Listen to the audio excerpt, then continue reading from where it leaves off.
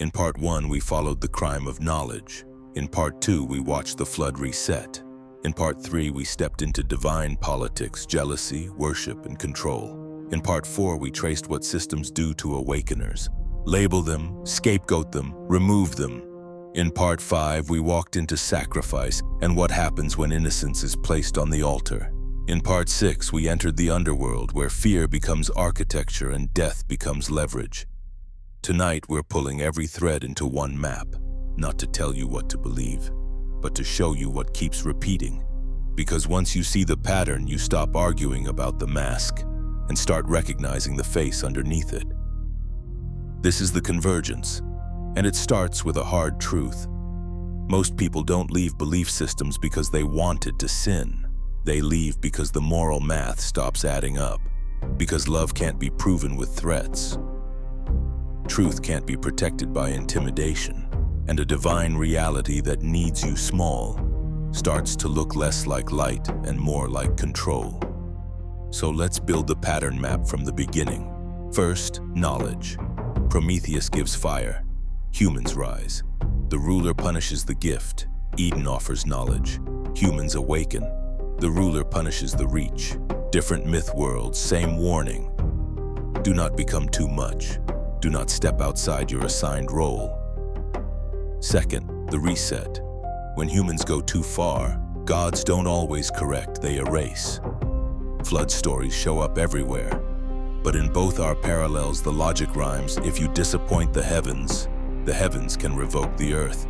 That isn't only morality, that's power. Third, loyalty. This is where the system turns from myth into policy. The language shifts to serve, fear, worship, no rivals, exclusive devotion. In Greece, the politics are admitted. In biblical traditions, the politics are often framed as holiness, but the effect is similar. Loyalty is demanded, doubt becomes dangerous, questions become suspicious. Fourth, scapegoats. When you can't control a mind, you attack the person. You label the challenger: heretic, traitor, impure, demonic, deceived. Not because the label is accurate, because it's useful. It removes a threat without answering it. Fifth, sacrifice. And this is where the price of belonging becomes real, because a system that demands loyalty will eventually demand proof. Proof through pain, proof through loss, proof through surrender. And once people accept that God can demand anything, the line between devotion and coercion becomes thin. Sixth, the afterlife weapon. Once fear of death gets attached to obedience, the system gains infinite leverage. Because if punishment can be eternal, then compliance can be total. Now that's the map. And if you're thinking, okay, but what does this prove? It proves something about mechanics, not metaphysics. It shows you how religious power often functions, regardless of which gods are involved. And now we ask the question that matters most. If these patterns repeat across cultures, what are we actually looking at?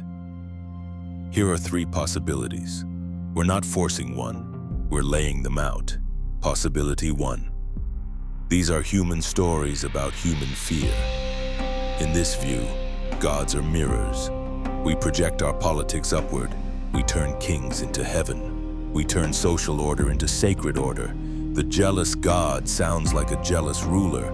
The flood sounds like trauma mythologized. The underworld sounds like moral accounting for a chaotic life. This view says religion is humanity trying to govern itself with cosmic language. Possibility 2. These are encounters with something real, filtered through human systems. In this view, there may be a genuine spiritual reality, but institutions build control structures around it. Light becomes doctrine, mystery becomes hierarchy, love becomes policy, and fear becomes the enforcement arm. This view says the divine might be real, but the system that claims to represent it is not the same thing. Possibility 3. There are competing powers, and not all gods are ultimate. This is where Gnostic frameworks live, and also a lot of modern archon simulation control thinking. In this view, the being demanding worship punishing knowledge, weaponizing fear, and requiring sacrifice is not the highest good. It's a ruler, and rulers demand, they don't invite. Again, we're not picking your worldview for you. We're showing you why those worldviews exist, because the patterns we mapped are the same patterns that generate those conclusions. Now let's get practical, because the point of a pattern map is not philosophy, it's navigation. So here's the exit sign portion of the episode. Not leave religion, not believe this. Just a set of questions that protect your mind from control systems, spiritual or otherwise. Question 1. Does this belief system allow honest questions, not performative questions, real ones? Can you doubt without being threatened? Can you ask without being diagnosed?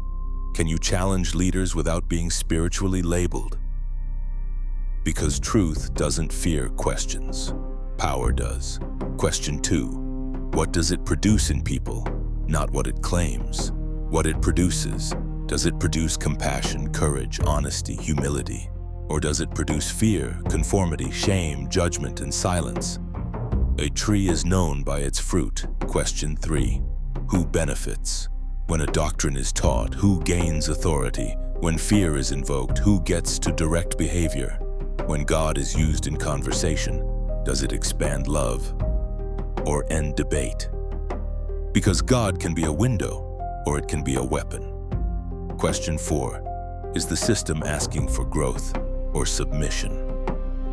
Growth makes people stronger. Submission makes people manageable. And you can tell which one you're in by how leaders react when you start thinking. Question 5. Is love being offered or demanded? Love invites control, demands if the heart of the message is love me or burn, you are not being invited. You're being managed through terror. Now let's talk about one figure that complicates the whole thing. Jesus. Because even if you're not a Christian, you can't ignore the way Jesus functions inside the biblical library. He often looks like a disruptor of religious control. He's not obsessed with protecting institutions. He's obsessed with protecting people. He heals on prohibited days. He eats with the wrong crowd. He calls out performative holiness. He exposes leaders who burden people while living comfortably. And what happens? He gets labeled. He gets accused of being aligned with evil. Then he gets removed. Which means even inside the Bible itself, you find the pattern we mapped. Systems kill awakeners. And the story at its best forces you to ask, what if the real enemy isn't sin, but control wearing holiness? Now, we're not turning Jesus into Prometheus or Dionysus. We're not saying same story, different name.